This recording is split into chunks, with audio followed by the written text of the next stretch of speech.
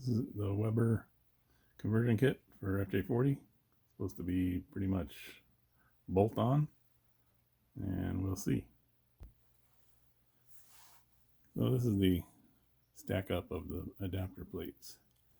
You got a gasket that sits on top of the intake manifold. You got the lower adapter plate that screws into the intake manifold with these countersunk screws. Then these four holes here accept these little set screws, cap screws, that hold the upper adapter plate with a gasket to the lower adapter plate.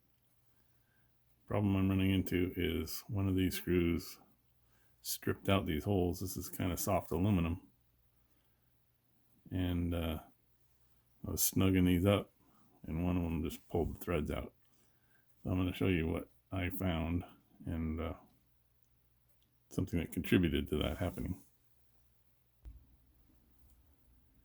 All right, so this is the bottom adapter plate. Goes onto the intake manifold. This adapter plate sits on top of here with a gasket, and it's fastened to here with these little cap screws.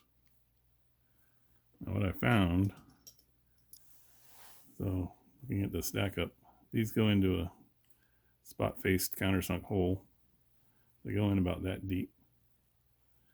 But you'll notice there's about 2 millimeters of material left on this bottom plate, and it's threaded all the way through. If they would have used slightly longer screws, we would have got probably 3 more threads to apply that torque, and these wouldn't have pulled out. So what I did is I drilled and tapped these for 1/4-20 cap screws, and I'm going to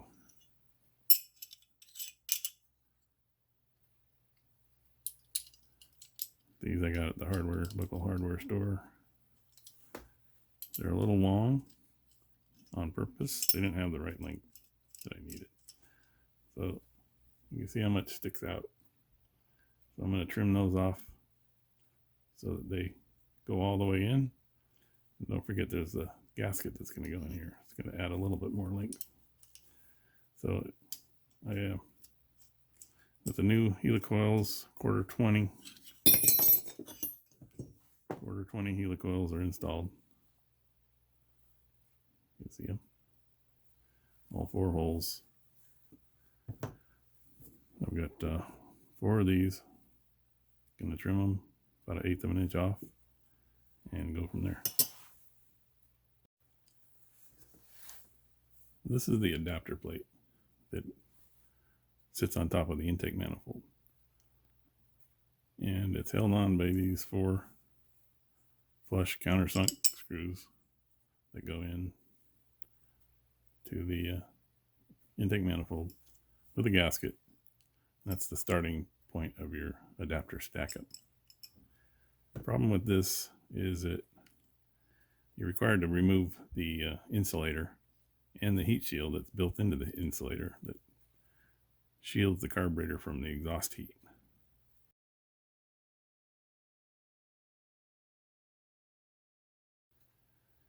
And when I got mine all put together the first time, I was having some real problems with the carburetor just completely dying. The car would just completely die once it got warmed up. When it was cold, it wouldn't do that. Accelerator pump worked great, but when it was warm, the accelerator pump would hesitate and almost die out. But then the engine would catch it, then the engine would just die when it was hot. And I haven't even driven it yet. So I did try to drive it one time, and it only went 100 yards and it died. Like the carburetor was starved for fuel. I checked the fuel filter, put a new one on, and checked the screen and the carburetor. Everything was clean. Fuel pump's putting out great. So I'm wondering if that insulator and heat shield are required.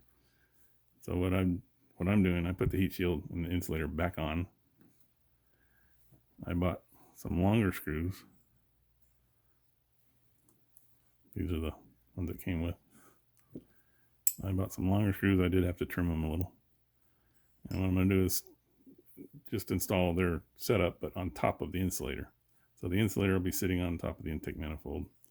These will go through these holes, through the holes in the insulator, and mount this all onto the intake manifold using the insulator still. Then this will mount on top.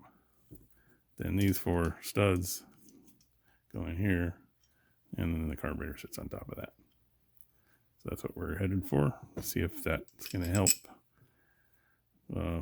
stop the engine from dying if we get that heat shield back on there. All right, so to cut these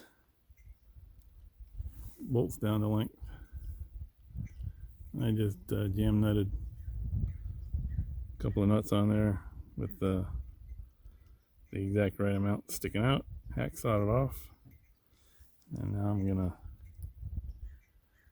sand them a little bit on the sander. All right, so I got left the nuts on there so I could grab it with these vice grips, and now we're gonna sand it.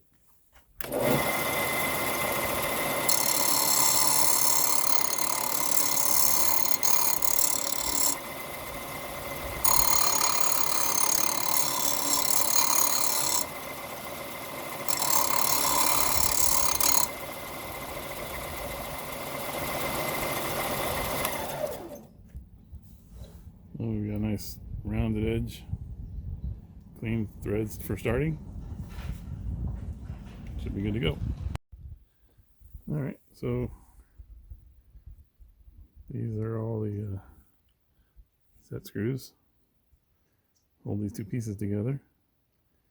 And if I hold it at the right angle, you can see they're all pretty much to the end of the threads. This one's a tiny bit shorter, but a lot better than the original. Got nice new helicoils in there, so I think we're ready to assemble.